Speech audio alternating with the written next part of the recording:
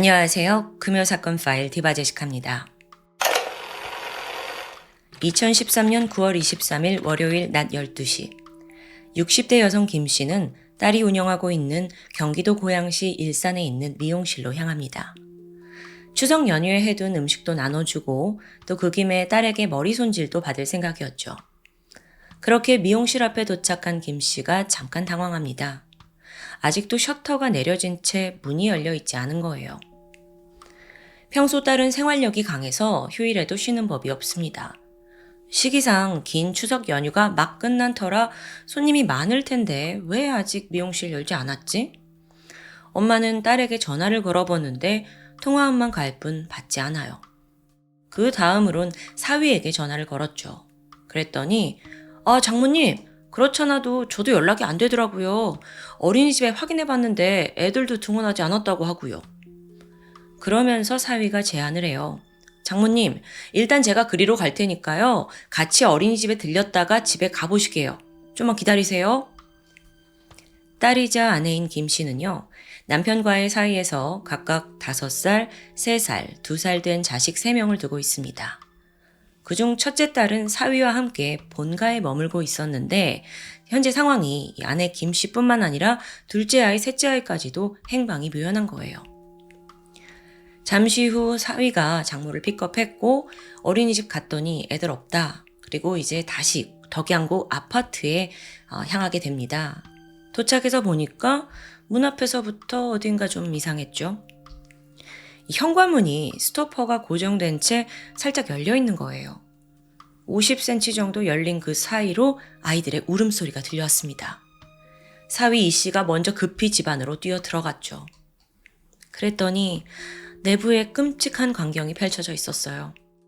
아내 김 씨가 거실에 쓰러져 있는데 하의는 벗겨진 채 상의 속옷도 아래로 끌어내려져 있습니다. 무자비한 폭행이 있었는지 몸과 얼굴이 새까만 멍으로 뒤덮여 있어요. 당시 얼굴이 너무 많이 부어 있어서 이목구비를 구분하기 어려울 정도였죠.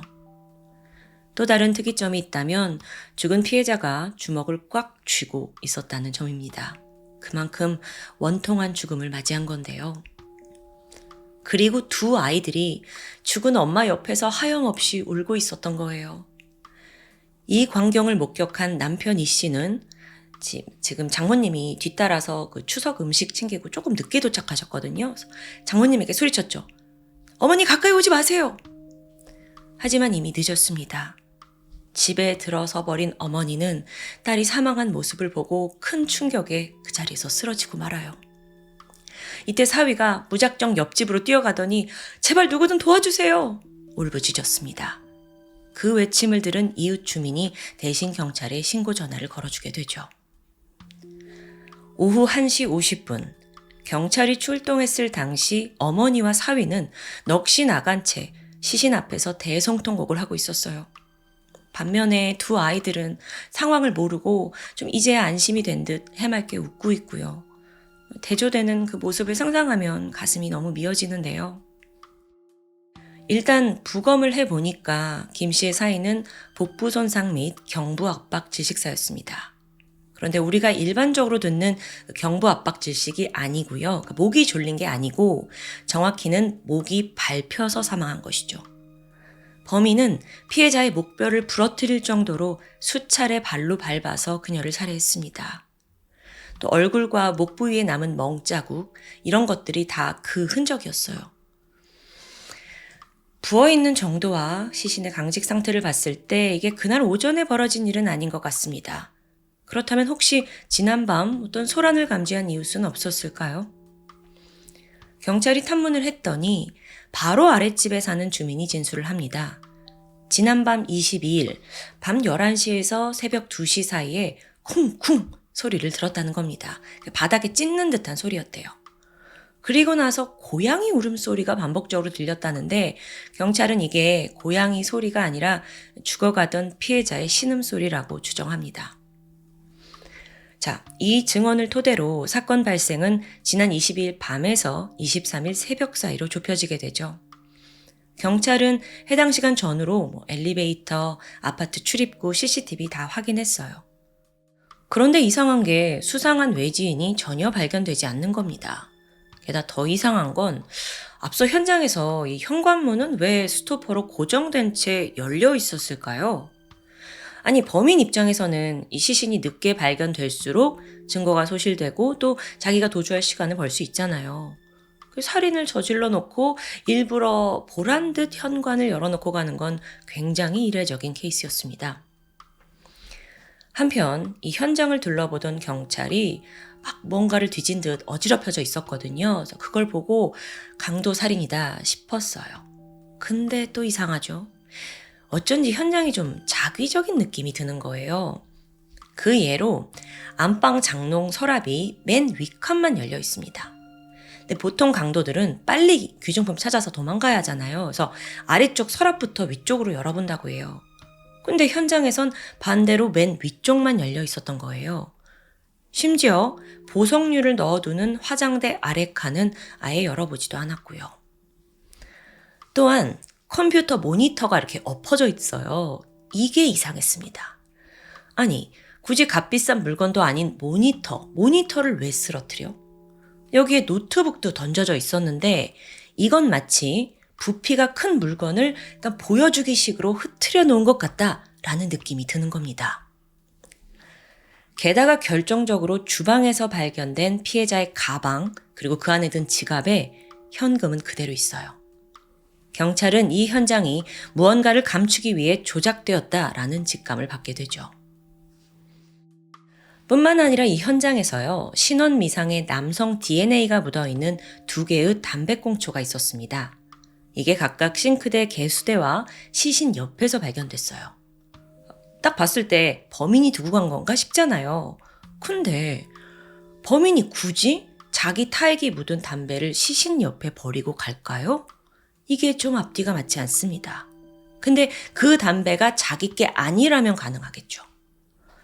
이거 분명 어떤 혼선을 주고 있어요. 경찰 또한 범인이 이거 길거리에서 그냥 아무 담배꽁초 주워서 여기다 두고 간 것 같다라고 확신을 했고요. 그러고 보니까 피해자 김 씨의 상태도 어딘가 석연치 않습니다. 앞서 상의 속옷이 이렇게 배 쪽으로 내려져 있었다라고 말을 했는데 이건 마치 성폭행을 암시하는 듯한 모습이에요. 그런데 실제로 성폭행이 벌어졌다면 상의 속옷이 위로 밀려 올라가는 게 더 자연스럽지 않을까요? 실제 부검에서 정액이 검출되진 않았어요. 즉 현장은 마치 그녀가 강도, 성폭행, 살인을 당한 것처럼 조작되어 있는 거죠. 그럼 이렇게 해둔 범인의 진짜 의도는 무엇일까요? 네, 여러분도 지금 예측이 되시죠? 경찰 또한 이 사건이 피해자와 아주 가까운 면식범에 의한 범행이다라고 확신했어요. 자기 정체 숨기려고 이렇게 현장 조작한 거예요. 의심의 화살은 가장 먼저 남편 이 씨에게 향했습니다.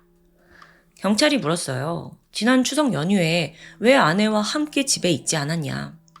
그랬더니 사실 두 사람은 이혼 문제로 별거 중이었습니다. 남편은 큰딸 데리고 부모님 댁에서 머물고 있었고 아내가 어린 두 아이를 집에서 돌보고 있던 거예요. 근데 남편이 말하길 최근에 아내와 화해하고 재결합하려고 상당히 노력을 하고 있었대요. 어쨌든 알리바이를 좀 확인해 보니까 사건이 발생한 22일 밤 9시에 그가 먹을거리를 잔뜩 사서 집에 들르게 됩니다. 그리고 아이들과 즐거운 시간을 보냈죠. 다 같이 삼겹살 구워 먹고 또 후식으로 포도도 먹었어요. 그는 밤 늦게는 개그 콘서트를 받고 자기가 12시 26분쯤에 떠났다고 말합니다. 실제로 피해자 아내의 핸드폰에 그날 찍힌 사진들이 고스란히 남아있더라고요. 큰딸이 아빠와 동생들 찍고 또 설거지하는 엄마 모습을 찍어둔 게 남아있었어요. 게다가 이 알리바이를 증명하듯 아파트 CCTV에 남편 이 씨가 5살 된 큰딸 데리고 집을 나서는 모습까지 찍혀 있습니다. 이때 엄마는 보이지 않았지만 아이가 해맑게 손을 흔들면서 인사를 하고 있어요. 경찰이 그래서 큰딸에게 갔죠. 그래서 진술을 확보하게 되는데 그날요. 엄마가 얼굴을 찡그리고 있었는데요. 인사하고 아빠랑 같이 집에 왔어요. 이렇게 말을 하는데 5살짜리 아이가 막 뭔가를 조작하고 거짓말을 했을 가능성은 낮아 보여요. 자, 그럼 이 증언을 토대로 남편이 집을 떠난 밤 12시 30분 이후에 누군가 들어와서 범행을 저질렀다는 게 성립이 됩니다. 그래서 경찰도 혹시나 하고 남편이 애 재우고 다시 들어온 거 아니야? 의심했지만 이 씨는 본가에 돌아가고 새벽에 잠깐 이제 담배를 피우러 나왔던 게 다예요. 또한 피해자의 아파트 CCTV에 다시 돌아온 모습은 전혀 없었고요. 이렇게 그는 알리바이가 확인되고 용의선상에서 벗어나려는 순간 경찰이 포기하지 않고 CCTV를 계속 돌려보던 중 정말 뜻밖의 모습을 포착합니다. 날짜는 시신이 발견된 후인 23일이에요. 그러니까 현장에서 이미 사건이 벌어지고 진술을 다 마치고 집으로 돌아가는 남편 이 씨의 모습이었죠. 영상에서 그는 놀라울 정도로 태어났습니다. 불과 몇 시간 전에 아내의 죽음을 목격했고 막 목청껏 오열하는 그 모습과 달리 되게 차분한 거예요. 더 정확히는 엘리베이터를 타기 직전까지 경찰 붙잡고 눈물 흘렸어요. 근데 엘리베이터 문이 닫히자마자 표정이 싹 변하더니 막 머리 만지고 거울 보면서 이 사이에 고춧가루 막 꼈는지 확인하고 그러다가 멍하니 그냥 광고판을 확인합니다. 그 이 씨의 얼굴에선 슬픔을 전혀 느낄 수 없는 거예요. 완전히 딴 사람처럼 구는 거죠. 이걸 본 경찰이 이거 남편이 범인이구나 생각합니다. 자, 그렇다면 앞서 그의 알리바이에서 뭘 놓친 걸까요? 분명 다 확인이 됐잖아요. 그래서 경찰이 진술을 하나하나 되짚으면서 재수사를 진행해요. 그러고 보니까 사건 당일 장모와 연락을 한 이후에 남편이 이동을 한 경로가 좀 의외였습니다.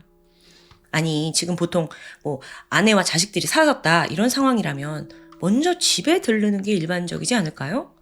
근데 이 씨는요, 굳이 먼 거리를 돌아서 아내의 미용실에서 장모 픽업한 후에 끝이 아니에요. 어린이집 또 갔어요. 아니, 분명 전화통화로 애들이 오지 않았다라는 걸 확인했는데도 또 간 거예요.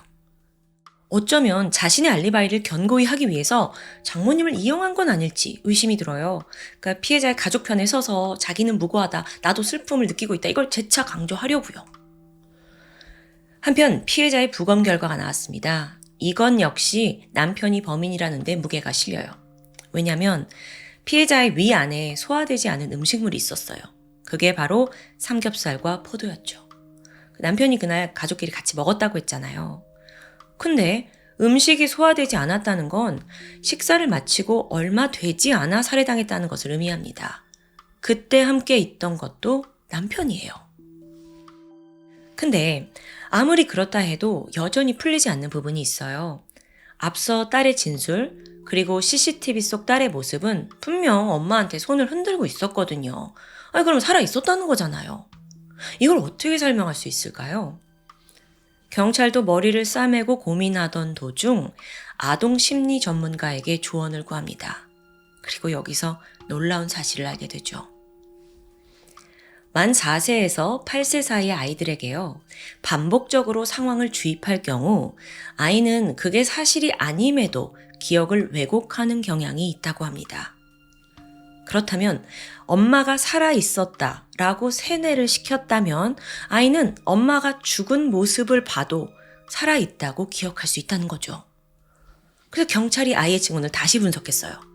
그랬더니 엄마가 얼굴을 찡그리고 있었다라고 말했잖아요. 어쩌면 그게 고통 속에서 죽어가는 엄마의 일그러진 얼굴을 보면서 아이가 엄마 안녕 하고 손을 흔들었던 건 아닐까요? 정말 그랬다면 이거 너무 소름이에요. 자, 여기서 잠깐 앞서 죽은 아내가 한쪽 손을 꼭 쥐고 있었다라고 했었죠. 부검을 통해 강직이 된 그녀의 손을 하나씩 펼쳐보니까 그 안에 범인의 흔적이 있습니다. 보라색 계열의 미세 섬유가 발견된 거예요. 순간 경찰의 머릿속에 스치는 장면. CCTV 속 남편 이 씨는 22일 날 밤 보라색 셔츠를 입고 있었습니다. 경찰이 곧장 그 셔츠 수거했고 국과수에 분석을 의뢰했죠. 예상은 적중했어요. 남편의 티셔츠와 그 성분이 정확히 일치한 겁니다. 자, 이에 대해 남편은 강하게 반발했습니다. 그때 다 같이 있었지 않냐. 어쩌다 묻었고 그렇게 손에 들어간 거다라고 말하는데 과연 그럴까요? 전문가가 딱 결론을 내립니다. 그 손에서 발견된 섬유의 양으로 봤을 때는 격렬한 몸싸움 도중 옷을 움켜쥐면서 뜯어낸 것이라는 분석이었죠. 자, 이 씨는 계속 자기는 아니래요. 그래서 경찰이 마지막으로 거짓말 탐지기를 사용합니다. 근데 이때 어떤 질문을 했는지 아세요? 아내 죽였습니까? 이런 단순한 질문이 아니었어요. 바로 그날 밤 개그 콘서트를 봤다고 했는데 기억나는 장면이 있습니까? 여기에 이 씨가 말문이 딱 막힌 거예요. 그 다음으로 아내를 때려 죽였냐? 이 질문에는 아니요 라고 단호히 대답해요. 그런데 파장은 요란하게 들썩이는 겁니다. 거짓말이 드러났어요. 결국 증거와 이 결과 앞에 그가 무너졌고 그날의 비극적인 진실을 털어놓게 되는데요. 아내 김 씨는 남편보다 6살 연상입니다. 그러니까 남편은 32살, 아내는 38살이었죠. 미용실을 운영하면서 악착같이 살아가는 그 아내와 달리 남편은 수완이 좋지 않았습니다. 결혼 후에 노래방과 피자집을 차리긴 했는데 금세 말아먹었고요. 이후 3년간은 계속해서 공인중개사 시험 준비를 하고 있어요. 그동안의 생계는 아내가 홀로 책임졌고요. 아내 김 씨는 새아이도 키워야지, 미용실 해야지, 거기에 또 부업까지 했어요. 그러니까 생활비를 마련을 하는데 이게 좀 힘들죠. 그러면서 부부 사이가 점점 멀어집니다. 남편이 시험 준비한다는 이유로 자기도 안 도와주고 자기 혼자 모든 걸 책임지는 게 좀 그러니까요. 불만이었어요. 근데 또 반면에 남편은 저렇게 생활력 강한 연상 아내가 나 일 좀 안 한다고 무시하는 거냐? 라는 생각에 깊이 빠져들었고요. 두 사람은 결국 별거를 했고요. 이혼까지 고려합니다. 아내는 이때 관계를 빨리 정리하고 싶었는지 남편에게 위자료 3천만 원을 지급하기로 했어요. 그리고 큰딸은 남편이 데려가고 둘째와 셋째는 아내가 양육하는 데 합의했죠. 그렇게 일단락이 된 후에 아내 김 씨는 밤낮 없이 미용실에 몰두했습니다. 단골 손님들이 기억하기에 악착같이 돈 모으고 그랬다고 해요. 그 덕에 40평대 아파트를 분양받거든요. 그래서 내년에는 아이들과 좋은 집으로 이사갈 생각에 부풀어 있었죠. 그러다 사건이 발생한 22일 밤 오랜만에 남편이 집에 들렀고 맛있는 음식 차려놓고 3명의 아이들과 함께 5명이 오붓한 시간을 보내게 됩니다. 그간의 두 사람은 애들 생각해서 그래도 만남을 유지하고 있었던 것으로 보여요. 자기한테는 그래도 아쉽지만 애들 아빠니까 어쩔 수 없는 거죠. 하지만 그날 밤 11시 두 사람은 다시 연성을 높였습니다. 남편이 재결합을 운운해요. 그런데 말이 좋아 재결합이지 그는 여전히 생계를 책임질 생각이 없어 보입니다. 아니 이렇게 다시 합치면 아내만 희생해야 되는 게 불보듯 뻔한 상황이었어요. 남편의 진술에 따르면 이날 아내가 당신은 능력도 없잖아. 그냥 꺼져! 라고 말했다고 합니다. 근데 이게 남편의 분노 버튼을 누르게 된 거죠. 그렇잖아도 자기를 무시하는 게 열받는데 애들 앞에서 이렇게 자신을 처참하게 짓밟았다라는 생각에 화를 참을 수 없었어요.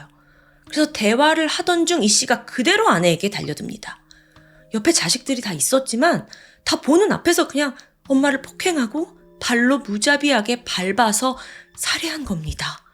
애들 앞에서요. 너무 끔찍해요. 이후에 그는 서둘러 현장을 조작합니다. 허술하기 짝이 없었지만 그게 최선이었어요.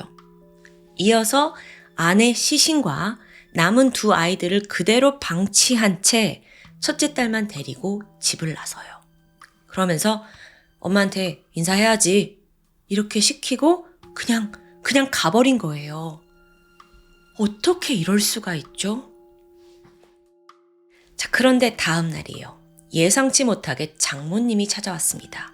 그러니까 걱정하는 척 모시러 가고 어린이집 들리고 아무것도 모른 척 집에 와서 대성통곡하고 이거 너무 섬뜩한 거 아니에요? 아니 애들 둘은 무슨 죄야? 왜 거기에 그대로 두고 가냐고요. 이게 아빠 맞아요? 하지만 결국 엘리베이터에 타서 싹 표정이 변하는 그 모습이 잡히면서 덜미가 잡힌 겁니다. 경찰 또한 아버지란 사람이 이렇게 사악할 수 있을까 싶어서 치를 떨었어요. 이제 이 두 얼굴의 남자에 대한 판결이 남아 있습니다. 경찰은 이 씨를 살인과 더불어 아동학대 혐의로 기소했습니다. 죽은 엄마 곁에서 무려 14시간 동안 방치되어 있던 어린 두 딸들, 여기에 대해 아동학대 혐의 당연히 적용해야죠. 그 재판 결과 범인 이 씨는 징역 20년형을 선고받았습니다. 한편 피해자 외에도 어린 자식들이 아빠가 엄마를 살해하는 그 현장을 고스란히 목격해야 했다는 그 사실이 전 너무도 가슴이 아픈데요. 또 5살밖에 되지 않은 그 딸을 이용해서 알리바이를 조작했다. 이게 정말 오늘의 완전 할 말을 잃게 만드는 포인트죠. 부성에 없어요. 현재 이 씨는 차디찬 교도소에 복역 중입니다. 그의 자식들은 과연 커서 아빠를 용서할 수 있을까요? 아니, 사실 그보다도 범인 이 씨 그 자신이 얼마나 잔혹한 짓을 저질렀는지 그 차가운 교도소에서 처절히 깨닫길 바랍니다. 지금까지 금요사건 파일 디바제시카였습니다. 안녕하세요. 금요사건 파일 디바제시카입니다. 2010년 10월 16일 자정이 넘은 늦은 밤에 전라남도 목포시에 사는 A씨가 차를 가지고 근방을 천천히 돌고 있었습니다. 그녀에게선 불안한 기색이 역력했죠. 조금 전인 11시 20분에 여동생 조씨가 집에 오고 있다고 문자를 보냈거든요. 그런데 여전히 집에 오질 않아 그녀를 찾고 있던 겁니다. 동생은 이렇게 메시지를 남겼어요. 알바 끝나고 지금 공원길로 집에 가는 중이야. 거리를 생각하면 지금쯤 집에 와야 하거든요. 하지만 이 문자를 끝으로 동생은 연락이 두절됐고 언니가 직접 차를 몰고 주변을 돌고 있던 거죠. 당시 22살이었던 조 씨는 모 간호대학 4학년에 재학 중이었습니다. 졸업을 한 후에는 서울에 있는 한 대학병원에서 일할 예정이었다고 해요. 이제 80일 정도 후에 간호사 국가고시만 통과하면 드디어 백의 천사가 되겠다는 꿈이 이루어집니다. 사실 조 씨는 이 국가고시를 준비하면서 패스트푸드점 알바를 그만둔 상태였습니다. 근데 마침 이날 대타가 필요하다고 연락이 와서 일에 나갔던 거고요. 그날 행적을 좀 살펴보면 밤 11시 11분 목포시 상동에 있는 한 패스트푸드점에서 조 씨가 일을 끝내고 집으로 향합니다. 버스가 끊겼는지 평소와 달리 집으로 걸어가기로 했어요. 집까지의 거리는 1.5km, 도보로 한 30분 정도가 걸립니다. 11시 20분에 아까 문자가 왔다고 했잖아요. 그렇다 보니 아무리 늦어도 자정 12시면 집에 와야 합니다. 결국 노심초사 기다리던 가족은 경찰에 조 씨의 미귀가를 알렸습니다. 집에 오고 있다라는 문자가 있으니까 이건 단순한 가출은 아니잖아요. 게다가 늦은 밤에 실종된 거고요. 경찰 또한 즉각 조 씨가 범죄에 연루되었다고 판단, 수색을 시작합니다. 그렇게 수색이 이어지던 새벽 4시 30분, 그녀가 평소 다니던 자택 근처 길목에서 무언가가 포착됩니다. 바닥에 떨어져 있던 조 씨의 외투였어요. 그리고 얼마 지나지 않아 목포시 상동에 위치한 체육공원 뒷길 배수로에서 시신 한 구가 발견됩니다. 가족이 그토록 찾아 헤맸던 조 씨였죠. 이 배수로는 조 씨의 귀갓길이었던 산책로에서 고작 20m 떨어진 곳에 있었습니다. 시신은 웅크린 채 엎드린 자세로 발견이 됐고요. 하의가 모두 벗겨진 상태로 성폭행의 흔적은 없었습니다. 대신 입가에 핏자국, 그리고 특히 눈가에 짙은 멍이 들어 있었어요. 누군가에게 심하게 폭행을 당했다는 거죠.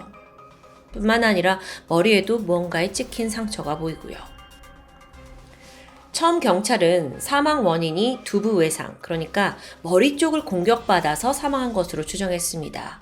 하지만 국과수의 부검 결과는 달라요. 그녀의 명확한 사인은 경부 압박 질식사였습니다. 그러니까 피해자 조 씨는 죽기 직전까지 누군가에게 폭행을 당했고 결국 마지막엔 목이 졸려 사망했다는 결론이죠. 특히 그녀에게선 설골이 부러진 흔적이 눈에 띄었는데요. 이 설골이라는 건 목 깊숙한 곳에 위치한 뼈입니다. 탄력성이 강해서 웬만해서는 좀 부러지기 힘든 부위라고 해요. 즉 이 말은 범인이 아주 강하게 피해자 목을 졸랐다는 뜻이 되겠죠. 사건 발생 3일째, 이번엔 목포 갓바위 근처 해안가에서 쓰레기 수거 작업을 하던 한 근로자 한 분이 여성의 것으로 추정되는 가방 하나를 줍게 됩니다. 이게 바닷물에 흠뻑 젖어 있었어요. 확인해보니 그건 피해자 조 씨의 유류품입니다. 가방 안에서 조 씨의 주민등록증과 함께 배터리가 분리된 휴대폰, 안경, 지갑이 있었고요. 사건 당시 그녀가 입고 있던 스타킹과 속옷도 들어있었죠. 또한 지갑 안의 현금은 사라진 상태였습니다. 끝내 조 씨의 신발은 발견되지 않았죠. 일단 경찰은 당시 목포 지역의 조석 예보, 그러니까 밀물과 썰물이 드는 물때를 확인하게 돼요. 바닷물이 차올랐다가 빠져나가는 그 조수간만의 차를 계산합니다. 그랬더니 범인은 지난 16일 새벽 3시 이전에 이 피해자의 유류품을 이곳에 버린 것으로 추정할 수 있었어요. 범인이 이걸 버렸다면 거기에 뭔가 신호를 알 만한 지문이 묻어있지 않을까 싶은데, 아까 바닷물에 굉장히 오래 잠겨 있어서 다 젖어 있다고 했죠. 그래서 단서는 찾을 수 없었습니다.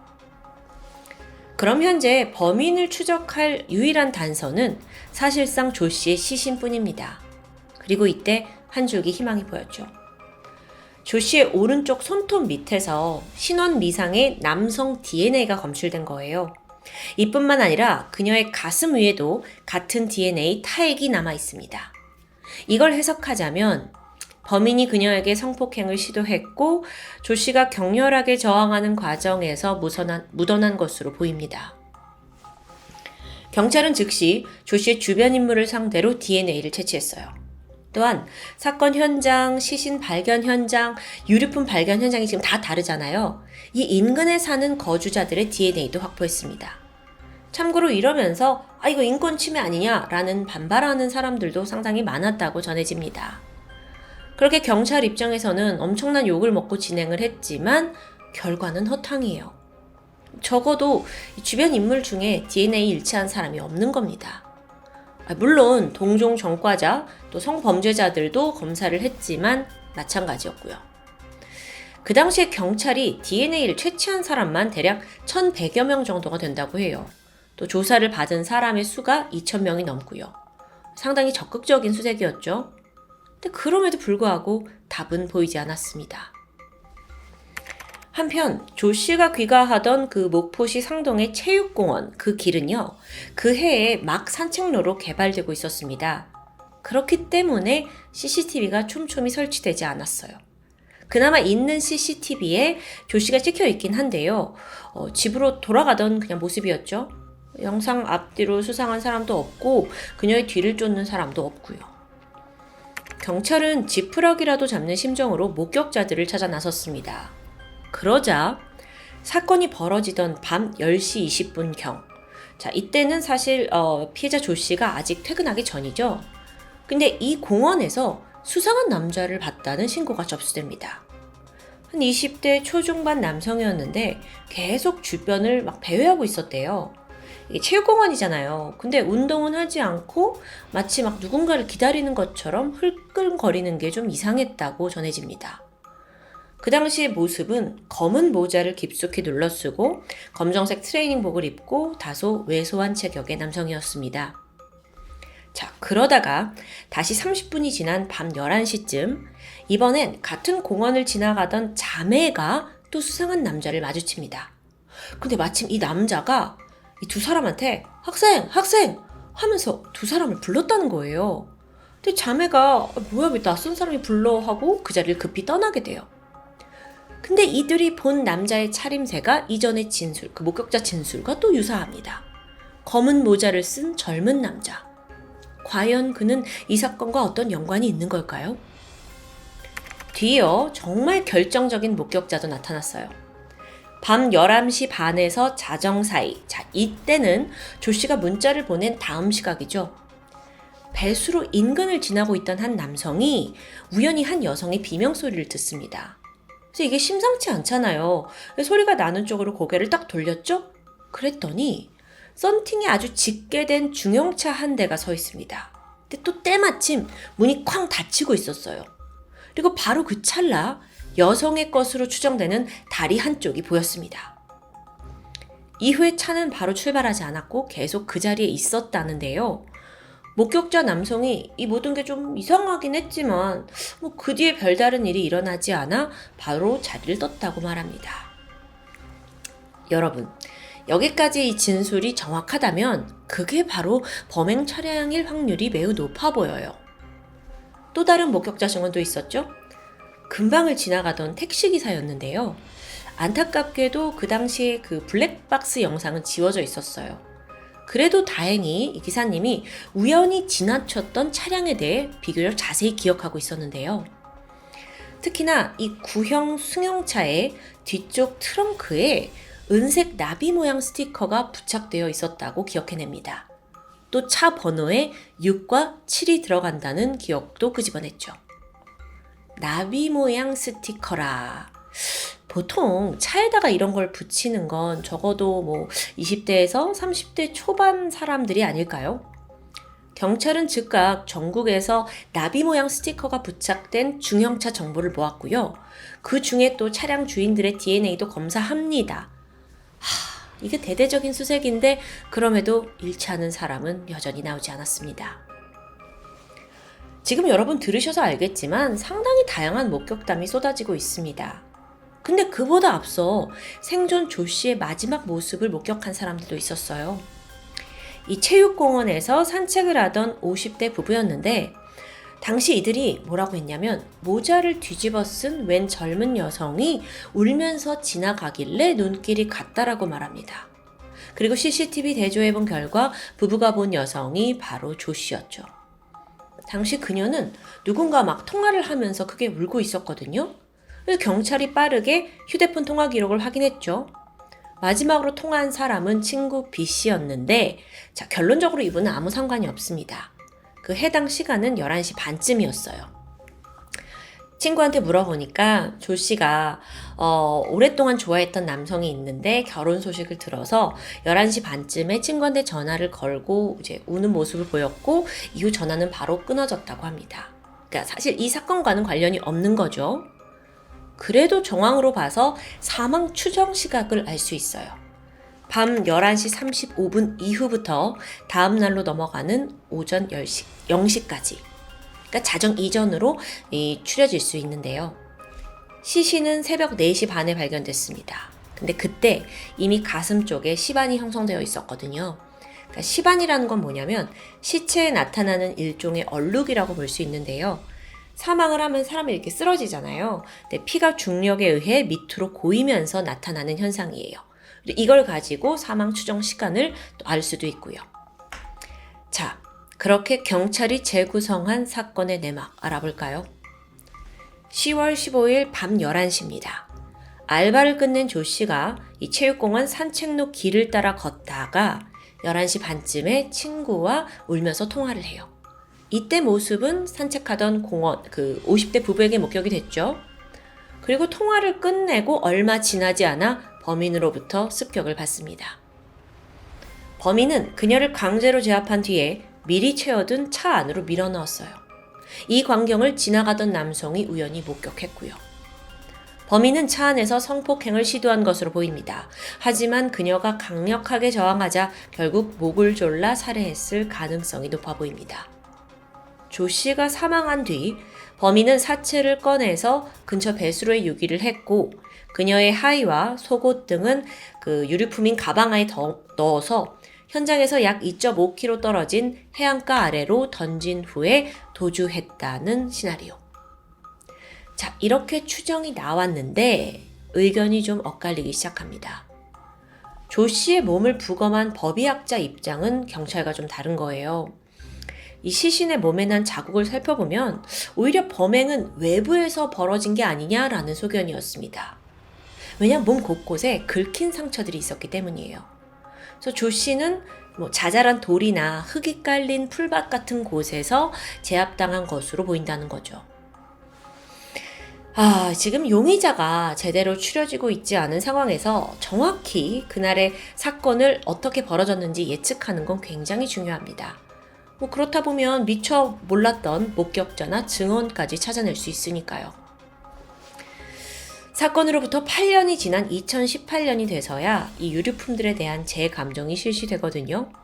하지만 안타깝게도 지금까지 새로운 증거는 나타나지 않고 있습니다. 목격자들의 수많은 증언도 있고 또 피해자의 물품에 범인의 것으로 추정되는 DNA가 존재하는데도 불구하고 이 사건 진범을 특정하지 못하고 있다는 게 너무 안타깝죠. 하지만 뜻밖의 성과도 분명히 있습니다. 범인을 추적하는 과정에서 또 다른 사건의 범인을 찾았다는 거예요. 경찰들이 살해범 찾기 위해 다수 남성들의 DNA를 채취했잖아요. 그러고 보니까 한 DNA가 과거 2003년에 발생한 강도 강간 사건의 피해자 몸에서 나온 것과 일치했던 겁니다. 그렇게 해서 범인을 잡았는데 이게 사실 오늘의 조씨 사건과는 무관했지만 어쨌든 덕분에 다른 범죄 사건이 해결된 셈이었죠. 또 그나마 다행인 건 목표 경찰서가 사건을 수사하면서 덩달아 해결된 사건이 무려 12건에 달한다고 해요. 정작 조 씨를 살해한 진범은 아직 찾지 못했지만 그래도 이 부분은 다행이라고 여겨집니다.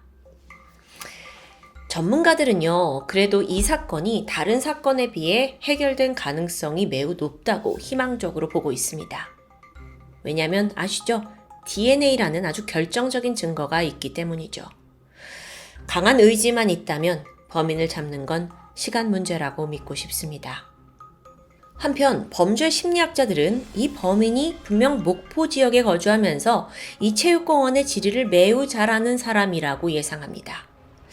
아마도 범행 대상을 노리면서 한동안 잠복을 해 있다가 조 씨가 나타나자 즉흥적으로 범행을 저질렀을 가능성이 높아 보여요. 또 비록 전과가 없는 사람일 수도 있거든요. 그렇다 해도 평소에 여성에 대한 그릇된 정복욕과 또 폭력 성향이 매우 강한 남성일 거라고 추정하고 있습니다. 꿈 많고 착실했던 대학생이자 예비 간호사 조 씨. 언니 A 씨는 지금도 그날 밤 동생을 좀 더 빨리 찾으러 나가지 않은 자신을 자책하며 살고 있습니다. 조금 더 일찍 나갔더라면 동생을 살릴 수 있었을 거란 후회겠죠. 그게 그녀의 마음을 평생 짓누를 텐데요. 소중한 가족을 잃은 유가족들의 슬픔, 그리고 억울하게 죽은 피해자의 넋을 기리기 위해서라도 반드시 진범이 붙잡혔으면 합니다.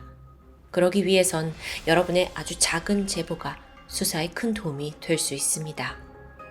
지금까지 금요사건 파일 디바 제시카입니다.